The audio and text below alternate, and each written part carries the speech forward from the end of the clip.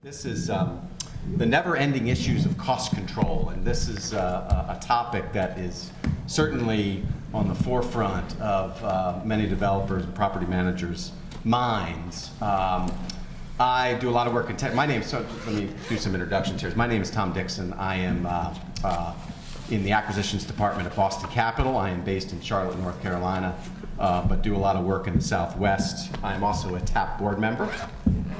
But as I mentioned, do a bunch of work in the Southwest, and including California. And cost control there is a tinderbox of dynamic that needs to be addressed sooner rather than later. It is inching its way east and central as it has from the New York area, so all the major metros have kind of creeped into Texas. So we're going to talk a little bit about that. I've got a great group of panelists here. I'm going to let them introduce themselves, as their bios are extensive, and then we'll get right into it. Please feel free to ask questions as needed. I don't think we need that central microphone. You guys can certainly just raise your hand and we'll be able to hear you. But with that, let's jump right into it. Jean, you want to start us off? Sure. Hi, I'm Jean Latshaw. I've been in this industry for a little over 10 years now. Started off with a nonprofit out of California and headed the development efforts for them here in Texas. Then got recruited by the TDHCA. Some of you might recognize me from there. I administered the tax credit program for about 4 cycles as the director of multifamily finance there. And about a week ago, that's right. Left the agency and joined Pedcore Investments, where I'm very happy. And for them, Pedcore is based out of Indianapolis, and I am staying here in Austin and help them with the development efforts here, and primarily with siting deals. And so when we get to me, I think we'll talk a little bit about some of the pre-development things that you can do to make sure that your costs are in line. So, are we going to go ahead and do introductions? Yeah, why don't you do introductions, then we'll kick it off. Hi, my name is Jen Joyce Brewerton, and I am with Dominium. We are the second largest affordable owner in the nation. We operate in 21 states, a little over 20,000 units.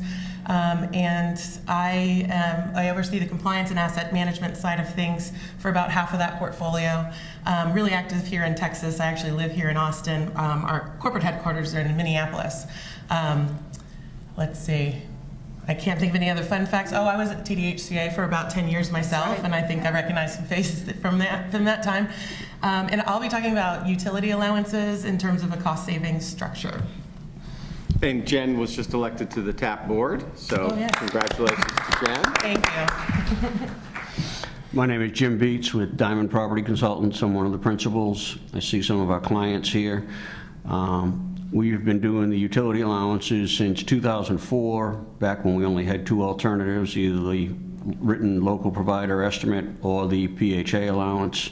Since they've allowed the other methodologies, we still stay with the written provider estimate here in Texas, but we use other methodologies around the country, and we'll get into all that. Got a background in construction. Through the years, the company, we've been in business since 1999, but since 2004, 99% of our business is focused on the utility allowances here in the state of Texas and then expanding out into other states.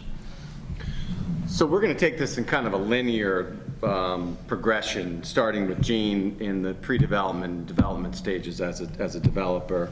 Move on to Jen on the more asset management side and cost containment within existing projects, and then finish up with Jim to kind of correspond with that, to keep it in kind of a linear look at this as a deal kind of progresses through its lifespan. So Jean, you want to start us off? Sure. You know, I think, especially over the last year when I was approached about this panel and I was thinking about what I'm doing every day for Pedcore, I'll tell you, one of the things when I was interviewing with them, they passed on to me the monstrosity that is our spreadsheet that we deal with when we're citing deals. And so the first thing I would suggest to anybody who is getting into this business is to create a spreadsheet like that. Don't just rely on TDHCA's applications or anything like that. Start with a blank Excel spreadsheet and tell yourself, all right, how am I going to make this deal work, right? What are my real costs here? What are and then that with respect to construction costs and land costs. So what am I going to be able to pay for that piece of dirt? And that's not the same answer everywhere you go, obviously, right? And it's not just as simple as, hey, am I going to get a boost or not? I would suggest really getting into the nitty-gritty of these deals when you are looking at a piece of dirt. For instance, you know, things like even water and sewer rates in Garland, Texas versus Missouri City, Texas, right? That's night and day what you're going to wind up paying for those things. Now, I ran restaurants for 15 years before I got into this business, and I remember going to a conference out in California, and they were trying to get at us as managers of these restaurants. You know, how is it that we're going to make another $500,000 a year, right? And the answer was, and it was my answer, I was like, well, you need like 6 more 4-tops a day, you know? Well, how do you do that? Well, you tell somebody that it's a 15-minute wait instead of a 20-minute wait so they don't walk out the door, right? But my point there was, it matters whether you're going to pay $30 per unit per month or $35 per unit per month for a water rate, right? And that means you got to pick up the phone. You got to call those. You got to call the utility providers. You got to call the city, and you got to do that before you make an offer on a piece of dirt. Same thing. Another thing that varies quite a bit from county to county in the state is how the appraisal districts evaluate affordable housing deals, right? And this is not just cap rate, right? Everybody says, oh yeah, you can just run onto the website, check out what the cap rate is for an affordable deal, plug it in, and you're done. No. So some of these counties will actually look at your actual income and expenses and then apply that cap rate, get your evaluation, and then apply your tax rate, and so on and so forth. So you know what your taxes are actually going to be. Some of them don't. Some of them will take a calculation based on your NRA, decide that's what your income should be. Then they'll say, and guess what? You should be at a 58% expense to income ratio. We're going to plug that in there. We're going to plug in, I don't know, 10% vacancy, 7% vacancy. You know, they might be including replacement reserves. They might not.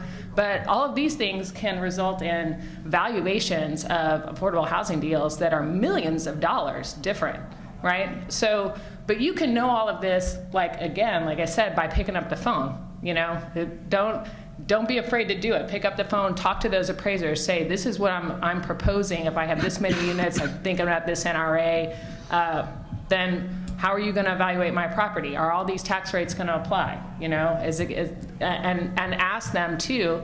A lot of these guys will give you actual data on other affordable deals in the county, so you can really look at how they've been evaluating these guys in the past 5 to 10 years, you know. But those are kinds of things when you're trying to figure out how much debt you can take on, how much equity you're going to need in these deals. You have to have accurate operating expenses, and so those are two of the big ones that vary, that you can find out just from your location, right? Water, sewer, real estate taxes, and they vary quite a bit. You got to get on the phone and make sure you know how those things are going to play out for you. And then other things too, like forget that TDHCA operating expense regional thing. Don't look at it until you're filling out your application and you know you have to be within 5% of it, or Brent's going to give you a call. Don't look at it. Look at your expenses and call, if you don't in-house manage, call the folks that might manage for you. Ask them about their expenses.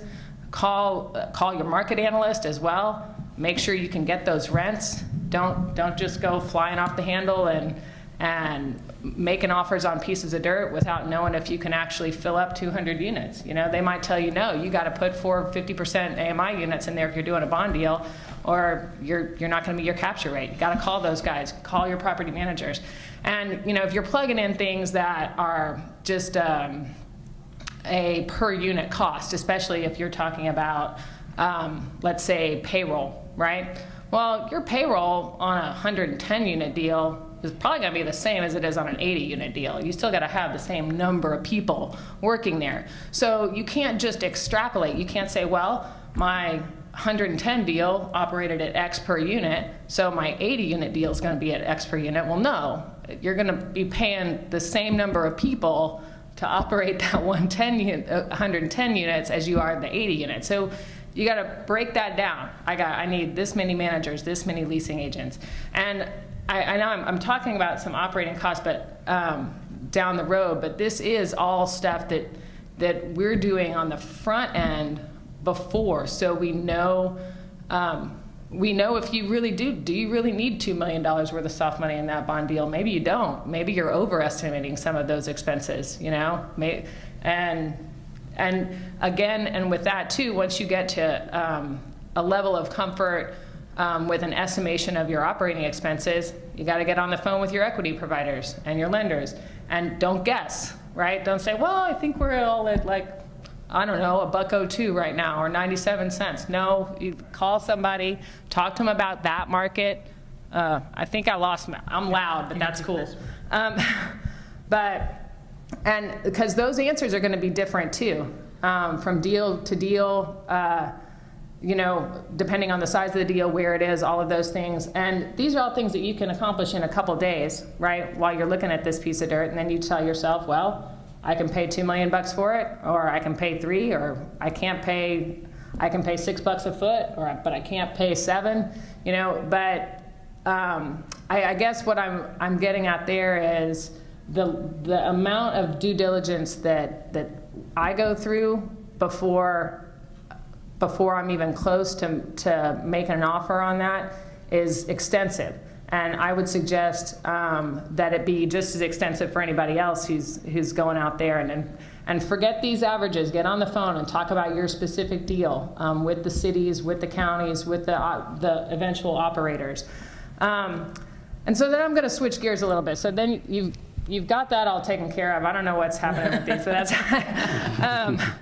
but let's say you've got all of that taken care of. Then you say, all right, well, am I eligible for credits, right? So then you start flipping through the rules and the QAP. And there are a few things in the QAP that I would, and the rules that directly impact the cost of these developments. I wasn't at the last planning session, but I can tell you I got blasted with a whole bunch of emails from colleagues that said, did you see what they're proposing at the last QAP session with the feasibility points, like having to have plans in place and zoning and stuff like that? We need to comment on that, right? As a development community, we need to comment on stuff like that, because that is directly going to impact our costs. That's a pretty obvious one, right? If you're having to have having basically closed on dirt, zoning, permitted plans, and all kinds of stuff in place, well, you know, that's a different ballgame than we've all been playing, applying for credit. But there are a few others that I think people don't pay quite as much attention to when they're thinking about their own costs. There are a couple that have popped out, particularly for me, the parking requirement. And I'm mentioning these two because these rules are not statutorily mandated, like so many of the rules and so much of the QAP is. And I think it's a really good idea to pick out those parts of the rules in the QAP that are not statutorily mandated and talk to staff about why they're there, what the history of that rule is. That parking requirement rule, that was just the idea of a staff member, right? That decided that, you know, we needed to make sure that there was enough free parking for the tenants, which, quite frankly, I still agree with, right? We do need to make sure that there's enough free parking for the tenants. If we're providing affordable housing and then we're requiring folks to pay, you know, X amount of dollars per month to park at their affordable housing, well, it's kind of defeating the purpose a little bit, right? But the problem too, which I'm sure everybody is seeing out there, is that you've got development codes now across the state that are requiring 50% garages, 25% of which are attached. And the guys that have not changed their development codes are changing them. And you're going to wind up seeing that across the state. And that's all fine and good, but you can't charge for those garages and carports unless we find a way to work with TDHCA to revise that rule so that we can maybe overpark a little bit have enough free parking for the folks who don't want to pay for it, but still be able to build those really high-end developments and recoup some of that cost by being able to charge for those garages and carports. That's something that we're probably going to comment on in this next cycle. The other one too is the additional phase rule. That's another one that was basically conjured up to prevent the development community from skirting the limit of 252 units that used to be in the rules. A long time ago, your max deal was 252 units. So what would a savvy developer do? Well, they would just build two different developments right next to each other, right? One's 150, the other one's 150, and So TDHCA wrote another rule on top of that limit that said, no, you can't build two phases. You can't build two adjacent developments.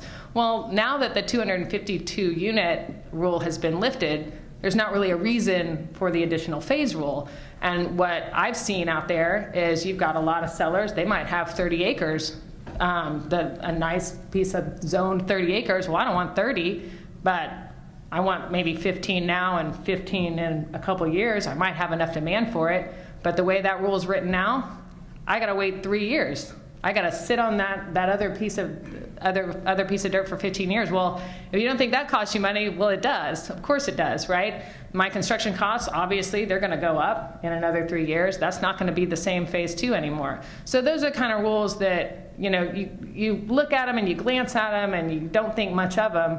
But if you stop for just a few minutes and think, well, could that impact me down the road and start costing me money? Well, yeah, it can. That parking rule and that additional phase rule, those can cost us money. The other ones that I think are a little bit more obvious, and I would suggest just taking a look at them. The mandatory community assets, the green features that are required, and things like that. I would suggest that everybody take a look at those every year and make sure that they still do make sense, that the points that are associated with each of them still make sense with what you're seeing in development codes. For instance, if you're out there looking for land and looking for deals, and you see development codes that are requiring A, B, and C for green building features, and that A, B, and C is nowhere in this list over here for TDHCA, well, maybe those things should be added so that you don't have to do what the city's requiring over here with respect to green features, plus what TDHCA is requiring over here, when it's reasonable to just do one or the other and make everybody happy. So I would just suggest, like I said, taking a close look at those. I know that they're talking about the QAP and the rules in the other room, but those are things that we can get ahead of right now, that ultimately down the road, those are going to help us out with controlling our costs and being able to estimate more accurately what we can pay for land, so that we're not surprised down the road after we wind up with this great credit. You got a tax credit award, and then suddenly our costs are wrong, our operating expenses are wrong because we didn't do all of this work up front. So that's my message here is it's pretty crazy the number of questions I have to answer before I can get somebody up top to sign a purchase agreement at PEDCor. But I think that's a good thing, and once we do sign those contracts, we close. So, and that's why. It's a lot of work up front, but it's worth it. It's worth every minute. So, yeah, so you have worn both hats. So have you, right? Worked at the agency, private developer now. Do they listen to your comments? Do they care about your comments? I mean, let us under the tent here, right? So somebody kind of came, somebody came up with the brilliant idea about parking, and you said it's going to cost you money or could cost you money. Sure. Does it matter? Like, would that be, if you went back and said, hey, look, TDHCA, this is going to be an issue, because it's what we think, not collectively, but many of us think, is that once it gets in, it's hard to get out, right? So let us under the tent there. Sure. How is that? I will. I think what's important in making those arguments to TDHCA staff, and this is from my experience there too, is that it's not just a complaint. about cost or this requirement or whatever, but it is an understanding of the history of that rule. Now, when that rule was written, it's, I know that there was a story about a staff member who got towed off of a tax credit development because it didn't have enough parking, right? And so so those are the kinds of things that fuel the fire of keeping that kind of rule in place. And the idea behind the rule was valid, right? And still is. But when it was written, you have to think to yourself, how many development codes out there required garages? Right. Almost none, right? And almost all of them now do. And that's how you approach that argument. You say, it's not that it was a bad idea in the first place, right? But that idea came about because these conditions existed. And those conditions don't exist anymore. And the rule needs to be adjusted to current conditions. It's not just, wow, we want to charge for garages. It's, we're now suddenly required to add a significant cost to these developments and have no way to recoup it.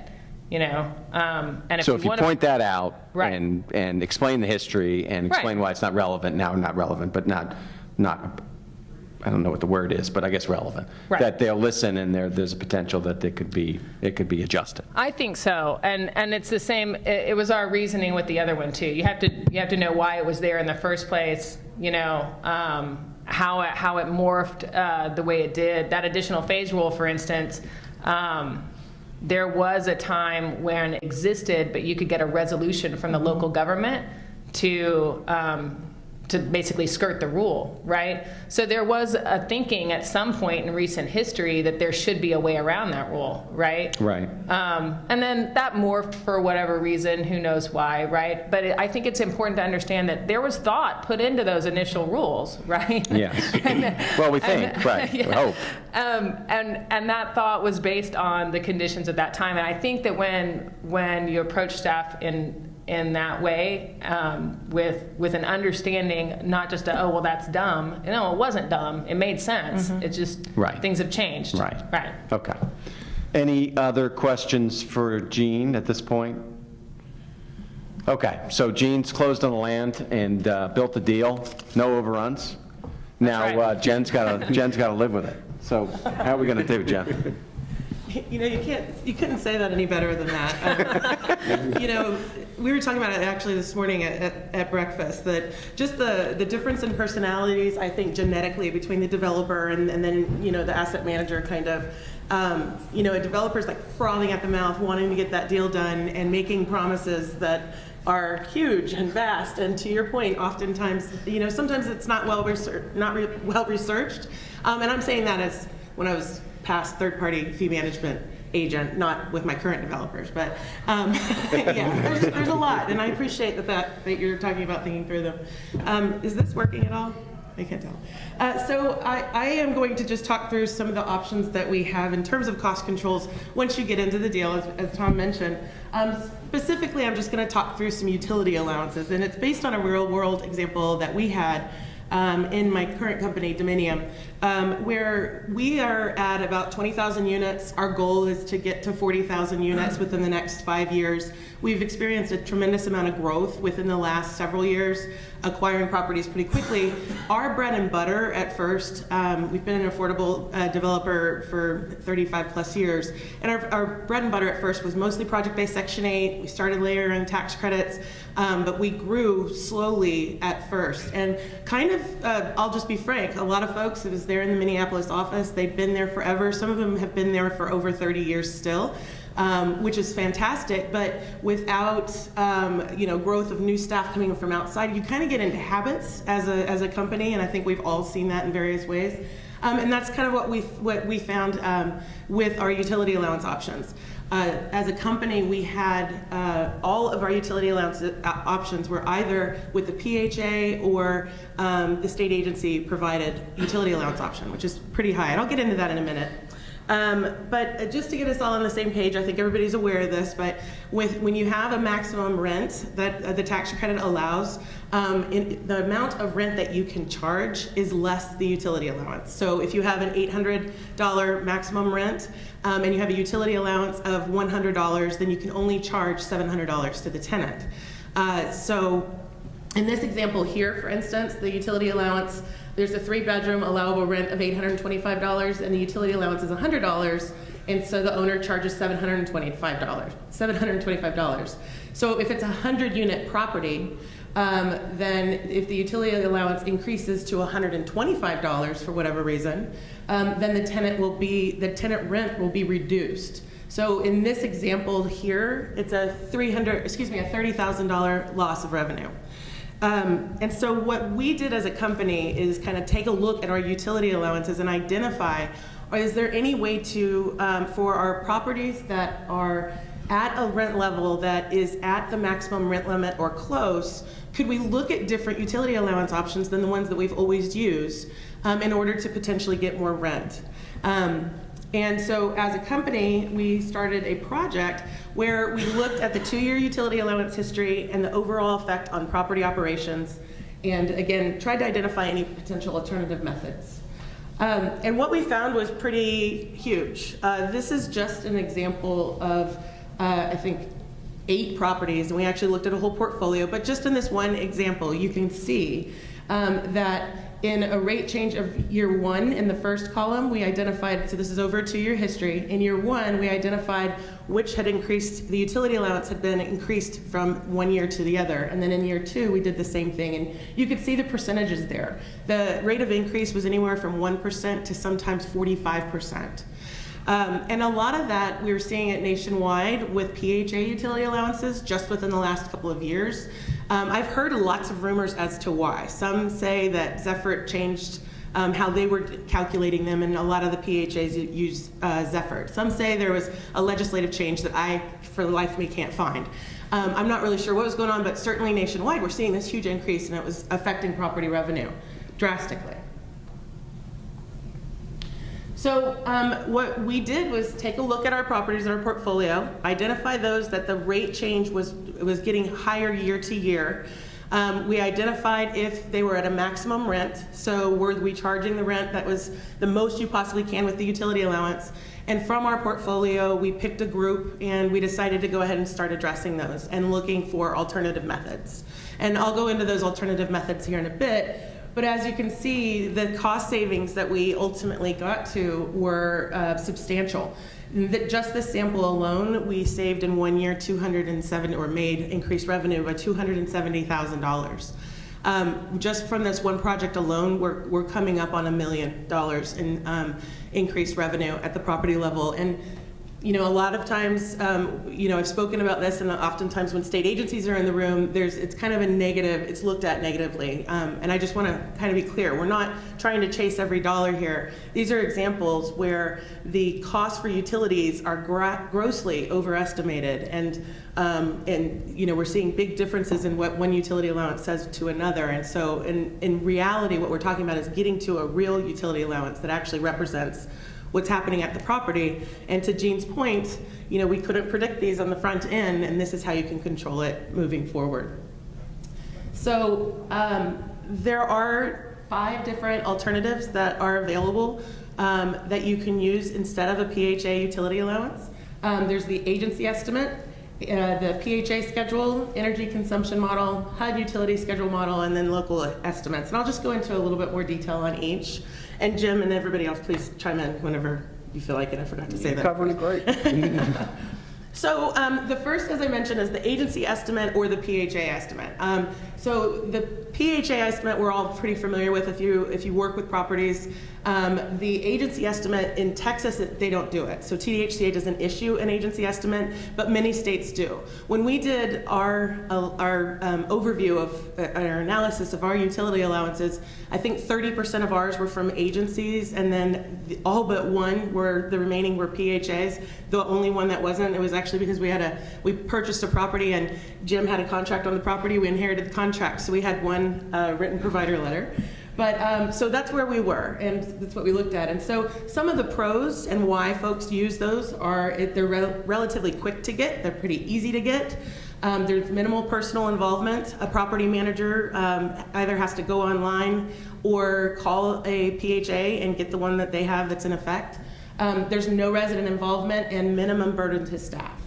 The cons, again, TDHCA doesn't offer the agency estimate, but for both, it's not property specific. So again, it's not a strong representation of the utilities that are actually charged at the property.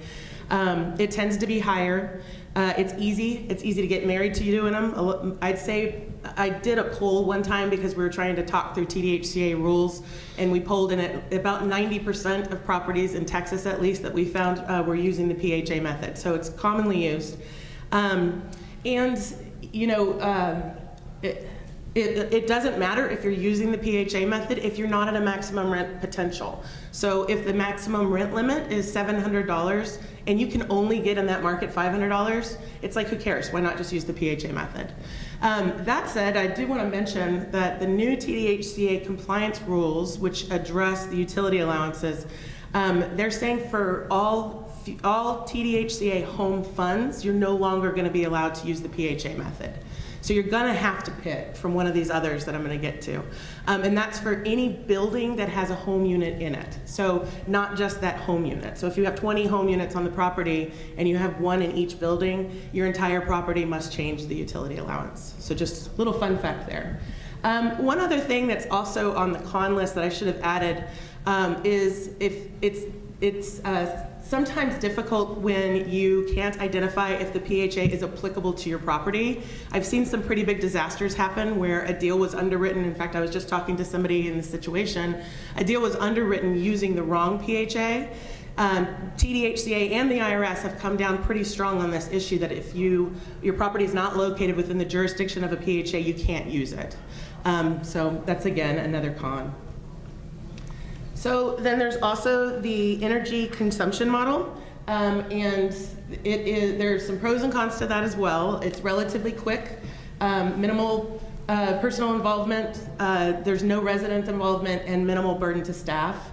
The cons are it's costly, architectural drawings are often not available, and I jotted down a few things that are required from it because it's pretty difficult to come up with. Obviously, Jim, you've worked in it, I think you might be speaking to it, but in order just to get it done, you have to provide building plans, floor plans, number of unit types, insulation values, the IDs for all of your appliances in the units, unit data like HVAC information, But that's not doors the and case in window all types. That's not the case in all states, though, Jen. Because we had to go through a QAP. We had to qualify to go ahead and do it in the state of Florida. Okay. And they don't require that. They have a certain checklist that they want. They want us to verify square footages, and in the state of Florida, they use the EUA, whatever the EUA has, even if they vary from the architectural drawing. So each state has a different set of rules for how they want to do it. Like in Florida, in Georgia, Louisiana, North Carolina, they make the energy consumption model very, very simple. We do hundreds of them, literally. But in Texas, because the 4210 had that language in there that they wanted 12 months worth of consumption data, they went and looked at it, well, we want 12 months worth of resident bills, whereas the other states interpreted it as, we want to know what's on the property, have they made any changes and updates to their HVAC system, so we're taking the most. But now that there is the change in 4210, where they've taken that 12-month consumption data out of it, there's discussion within TDHCA to go ahead and start allowing the energy consumption model in Texas, which I think would be a huge bonus. That would be very helpful. And it's funny because Jim's been trying to get my business in Florida and other states, and I was speaking to Florida, actually. Those are all required by the other guy that that we paid for to do it. So yes, I will be returning that email. Sorry about that. But anyway, yes. So it's more complicated, but it's most often lower, far lower than what you would see with the PHA. And then the HUD utility model. This is a very helpful tool. There's been a lot of discussion on the HUD utility model in Texas, and I'll speak to that in a second. But it's a really great tool that's been available for quite a while. HUD just recently corrected their model, which you can go to the HUD website, you can download it. If you're here in Texas and you want to look into doing it, TDHCA will offer over-the-phone trainings on kind of how to do it. There's no cost, there's no resident involvement. Again, you could do it yourself with training. It's very effective with power to choose states, which Texas is. And then for home awards after August 2013, it is going to be required. So, and that's according to their new draft rule. And I'll speak to that a bit more at the end of the slide. The cons are the tariffs can be really difficult to read. It's kind of easy to make a mistake. You have to be pretty meticulous about it. Some states don't accept the method. In fact, several states that I could think of. And again, it's complicated. You can hire a consultant to do it for you or do it yourself, but it will definitely lower a utility allowance. I've never seen it where it's not substantially lower than a PHA and at great savings to the properties. So I was asked to go ahead and comment on where TDHCA is on that rulemaking process, kind of where things landed. And just a very quick history, what happened was for the home rule, which came out in 2013, HUD said that you have to use, if you're a participating jurisdiction, which TDHCA is, that means they issue home funds, that they needed to start using the HUD model for all utility allowances for their home properties. Then very quickly in 2013, HUD came back out and said, never mind, we didn't mean it. And it's because the HUD model itself, the Excel spreadsheet, was not working. So they said, this rescission of that particular part of the rule will expire in 2015. And then 2015 came and went. And so TDHCA last year decided to go ahead and come out with a rule that ended up having a pretty big impact on a lot of properties. The rule that they came out with didn't allow for, if you have a project-based property or a USDA farmer's home property, you have to use their utility allowances, and the rule didn't allow for it. It had big impact because they were proposing to use the HUD model on all home properties, not just the post-2013. There was just a lot of issues with the rule, and when we spoke with TDHCA, they said, we feel like our hands are tied. HUD CPD, the Community Planning and Development Department, they oversee TDHCA, and they had told them, you need to go ahead and implement this new home rule. So they felt like their hands were tied. So a lot of us in the industry got together with HUD and with some other national groups, and HUD issued guidance to TDHCA and all state agencies and all participating jurisdictions, which basically it undid everything. What came out was they said, you know what, you can use any one of these alternative methods. It doesn't matter if it's post-2013. The only thing that the notice said was that you can't use the PHA allowance for post-2013 properties. So if you get a home award this year, you're not allowed to use the PHA. So TDHCA has, again, they rescinded their original draft rule, and now they're planning to come out with another that was supposed to be in this board book, but we didn't see it. And they're planning to say that they're not going to want, they already mentioned you can't use the PHA method for any properties that are home, which is a bit of an administrative, it's a little hard.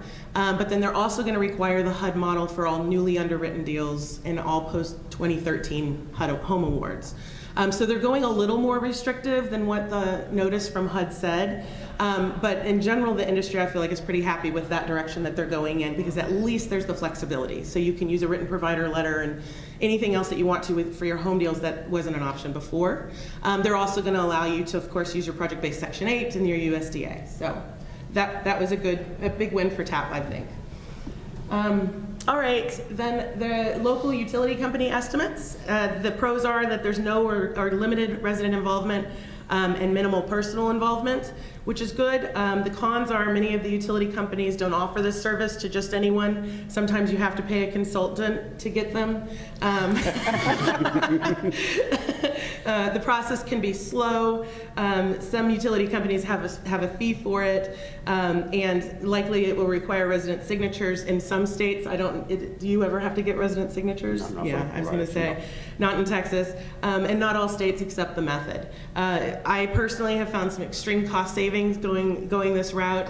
And a little plug for Jim, if you ever do want to experiment with trying to get a written provider letter, he will actually, you can give him all your data for your apartment, and he will let you know potential cost savings for free, and he does it all the time and for anyone. So let's see.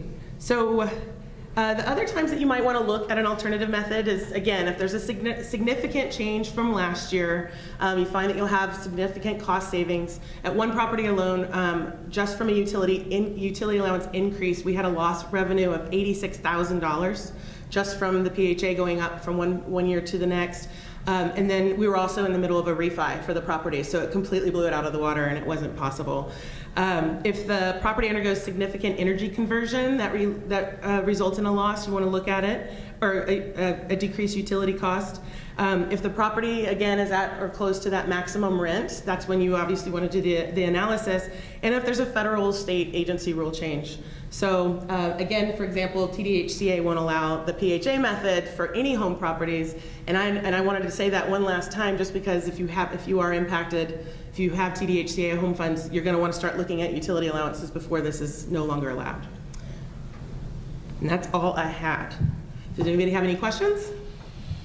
Jen, I have a question Yes. for you. So I would assume, though, obviously TDHCA can dictate the utility allowance method that you use when you use TDHCA home funds, but oftentimes you're talking about local home funds Right. paired with credit. So in that case, you just need to check with your local government about their restrictions. I'm sure that you haven't seen TDHCA, I would call overreach if they want to dictate a utility allowance using local home funds. You know, it's interesting you bring that up. Initially, I would call what they were proposing overreaching. So what they said is, we don't care, the local PJ is supposed to be doing this. Their notice that they had gotten originally from CPD included all of the local PJs. The way that the new rule is going to be written, I've been told and categorically by Stephanie Knockin, and I have it in writing, that all they're going to do is just ask that you reached out to the local PJ. Sure. And so Okay. you can say, hey, can I use this written provider letter? And if they don't answer you or there's a response, then you're okay. I was also going to mention something else about the local PJs. Oh, and keeping in mind that that because the HUD notice says you can't use PHA, I asked the question, what if the local PJ says we need to use PHA? Will you allow the PHA for this? And TDHCA said yes. Okay, So, great, thanks. sure. The only other comment I would make is we haven't seen what the final draft of the rules are. Watch out for that, see what they do propose, because you really don't want to get stuck with one methodology. You don't want to get stuck with the HUD methodology, because the way they were proposing it is you were going to give them the data, they were going to run it at the agency, give the numbers back to you, and you would only have 3 to 5 days to make comment on it, but they were actually going to run the models. So you really don't want, I think it's in your best interest to have control over what it is, so that I would encourage you to comment that they, just like the HUD fires, when that notice came out, they are allowing all the methodologies.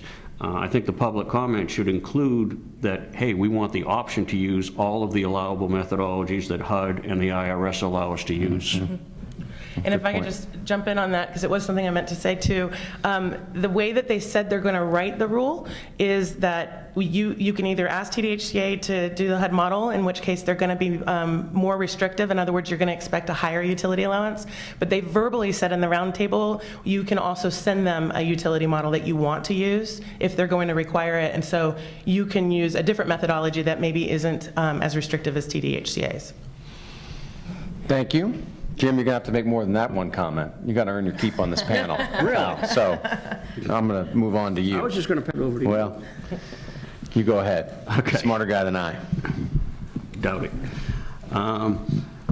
We have been doing the utility allowances using the local provider methodology in the state of Texas since 2004. The first couple did a lot of brain damage to come up with exactly what they wanted. The providers were not really on board with it at first. We've got the option of using, as you know, the power to choose here in Texas, and we went through quite a few of the providers, and they just said, absolutely not. We don't want people lining up around the door, around the corner, saying, hey, these numbers are out of line. Worked with a lot of them, came up with models and how they wanted to do it, what was going to be successful, what wasn't going to work. At the time, we were just doing the properties that were already existing, up and running. I see quite a few here who are our clients and have been since that early time. They have been acceptable to TDHCA. We've been very successful in doing that, and the cost savings are substantial. I've got a couple of instances I'll give you in a few minutes. Since they started allowing the different methodologies, we explored all the different methodologies. We were never comfortable with the HUD model because, like Jen said, at first it was so unreliable. You could have 3 different people run it, you'd get 3 different sets of numbers. We're still seeing that problem. I was just talking to someone here today. They went into underwriting, they used the HUD model, they ran all the numbers, they put in the energy charge, but a lot of the way they break them down on the websites for the different providers, you've got to take your energy charge, you've got to take your TDSP pass-through charge, you've got to add them together because the HUD model doesn't allow the different layers. If you don't add all those numbers in, you're going to get a very, very low number. And a lot of times the development side and the compliance side are not talking during that process. And we've got a client right now who they went ahead and used the HUD utility model, didn't plug all the numbers in. They've got some numbers that were approved during underwriting that when it gets over to the compliance side, they're just going to shake their head because they're about 50% too low. And so you can have some issues with that. We were never comfortable with it. So in the state of Texas, we have stayed with the written provider estimate. In other states like Florida, Louisiana, North Carolina, Georgia, we've been very successful with the energy consumption model. As I stated before, we had to go through a round and get approved with the state of Florida. We've been doing their utility allowances in that state since 2008. We've kind of let where we go get driven by our client base. If a client has a portfolio in one state, then we'll go ahead and work with them on that. But the savings are substantial. And just to take one here that was using the written provider letter, I've got 176 unit property, 1, 2, and 3 bedroom units. They were using the PHA. This property had electric and gas. The savings came out to be, on an average per unit, $406 per unit per year, which adds up to just over $71,000. That's a lot of money. And that goes directly to the bottom line. And what we have always done is we'll come up with a simple one-page checklist. Here, give us some information. We'll run a free analysis for you. Because there are places we can't save you money. Mm-hmm. There are some of the PHAs that have dropped through the floor, like out in Midland, Texas. They were through the roof. We were doing quite a few properties there.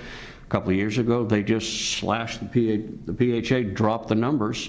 So we ended up, the properties didn't want to go ahead and flip-flop. We've been delivering the utility allowances for them, even though they're within reason of the PHA, they aren't actual savings. We've actually been going ahead and delivering it to them at no charge, knowing that eventually the PHA will change. And this way, they don't get into a situation where you're flip-flopping from trying to go from the written local estimate back to the PHA. Well, the PHA goes up, and then TDHCA won't let you switch back. So we try to give the clients the options as far as that goes. But there are cases where it doesn't make sense to go ahead and switch because the PHA is your best option. In the state of Florida, there was an example where we went ahead and we did 120 units, 2, 3s, and 4 bedrooms, again, electric and gas. Savings on that property were $503 per unit per year. For $60,000 savings, and that's only on 120 units. So it does make sense to take a look at all the different alternatives. I'm not just pushing these 2. These are the 2 that we're most comfortable with, and we work with you on. But there are cases where, if you're comfortable with the HUD model and that works, that makes more sense. But at least let us take a look at it, but that's one of the areas that you can really control your costs. And it doesn't matter if the property is existing, or a lot of the times, even in the state of Texas, we're allowed to go ahead and get the written provider estimate for you to use during the application cycle. Now, there's talk in the other room regarding the QAP about them wanting to limit that, and I'm not familiar with exactly how that's all going to work out. So again, that's another process I would encourage you to take a look at. But there are multiple states that will allow the energy consumption model to be used for properties to go ahead and use during the underwriting process. And if you can knock $25, $35, $40 a door off on your utility costs, that's a huge number to make that deal work up front. So I just encourage you to reach out take a look at the different options, see what the options are, but again, not to beat it to death, but they are coming up with these proposed rules. Please read through them. These proposed rules are going to affect your deals, could have a major impact on these deals. The public comment last time made a huge difference with TDHCA coming back and pulling that. Jen was able to get her hands on that HUD fires notice just as the public comment period was expiring. She got it to us. We got it to like 150 of our clients within an hour, and they were firing emails left and right for comments to TDHCA. So please, see what's out there. The public comment period is critical because, like Jane said, they do listen to it and they will respond back. We hope. We hope. Yeah. We hope. Thank you, Jim. Any questions for either Jim or our other two panelists? I think we covered a lot of ground here, a lot of material to digest. If not, I appreciate your time, folks. How about you, Tom, from the syndication side? I can't comment on that. No, I think that it all kind of falls in line. We're kind of in the middle of this process. So obviously, on the acquisition end, I'm looking at cost per unit and what Gene was talking about as far as cost per unit and keeping our investor happy. Our investor base is concerned about this for the fact that it might have a material impact on the program at large. Washington, D.C. and our policymakers there don't like to see a $600,000 per door deal being built in Santa Monica, California, regardless of whether that can be justified, which in many cases it can. But that senator from Iowa that's living in a 5-bedroom, 3,500 square foot home that costs $250,000 doesn't want to see that affordable housing deal at that price level. So I think that is starting to leach into Texas, into some of the other areas where it wasn't really. This was a coastal issue, right? This was New York and California, and that was primarily it. But now it's starting to creep into other areas of the country, and that's something we're going to have to certainly keep an eye on. We certainly understand that the costs are the costs. We do our best at the development stage with the developer in trying to tackle those costs. But again, I think from a policy level, it's something we have to keep a very strong eye on going forward, because it will have a black eye on this industry. And it doesn't take much. I mean, we're all assuming that there's going to be tax reform, and we're a bit player in that whole game, but that still means we're a bit player in that game, right? We can be easily squashed and nobody will think twice about it. So it's an issue that we're going to need to keep an eye on going forward. From the ongoing asset management side, Jen, you've got investors and syndicators that you have to deal with on a daily basis. I'm sure they're beating down your doors. I mean, it's a bottom line issue. We share in the benefits of these deals, so we're keeping an eye on that. So it kind of runs through the whole gamut of the syndicator and end investor. But again, I think that if you had to look at it from a policy perspective, it's the black eye on the industry as far as the escalating costs of these projects on a per unit basis. So that's kind of my 2 cents. But any other questions? With that, let's give our panelists a hand. And we finished up a little early for you all, so there'll be refreshment somewhere, I'm guessing, right? So go have at it.